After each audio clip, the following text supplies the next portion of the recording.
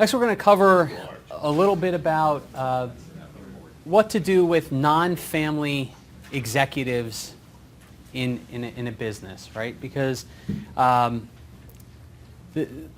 businesses require some level of talent coming from the outside. And so what are the two big issues related to non-family executives, right?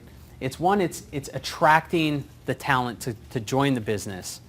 And more importantly, then being able to retain them once you bring them in, right? So a few things to look at, all right? Compensation packages for non-family executives can include a variety of different items. Now, I don't want all the non-family executives coming out of this meeting and then going back to the owners and saying, Steve said I should have this, this, and this, right? And I know who you are, and I know. Oh, I know. Oh, I know. I know. Yeah. Right.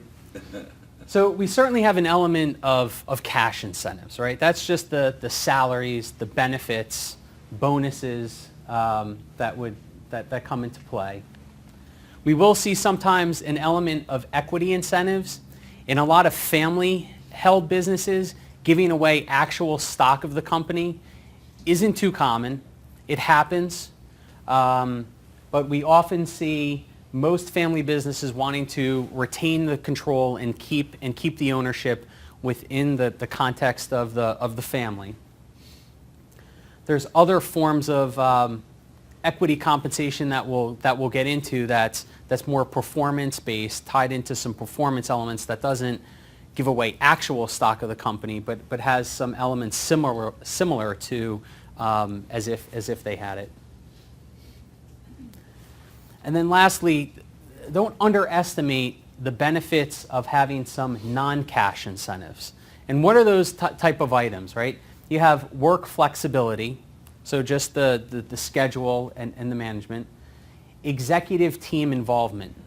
That's a big one. It's where executives are wondering, how involved am I going to be in talking with the shareholders? Are my opinions going to be valued? Am I going to be heard, right? Family harmony, another big one. Nobody likes to come into a situation where you have family members that are at odds with each other, right? Walking into a situation with that.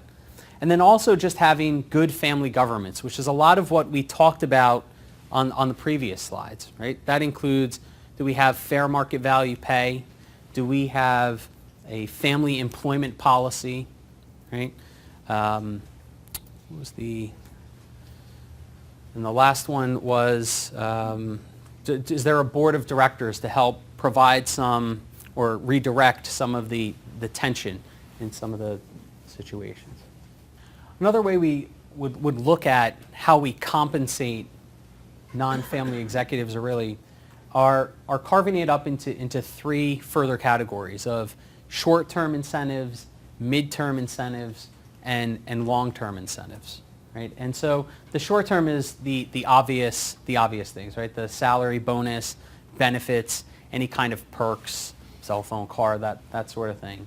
Mid-term is often some form of performance bonus tied into the business, and that's usually targeted as something that could be like a 2 to 5 year type horizon. But the big thing that we're going to talk a little bit further about in the next few slides is just about some areas of designing some long-term compensation plans. How do we, once we get these talented people in the organization, how do we keep them here? There's three main categories within these long-term incentives. Equity stock plans is one. Those are primarily seen in publicly traded companies. We don't see this very often in most of our privately held companies, let alone family businesses. Again, for the reason that the family business want to keep the legacy of the family involved.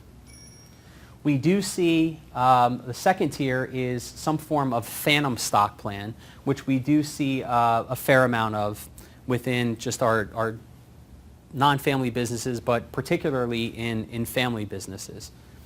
And we'll get into some further details related to the phantom stock plans.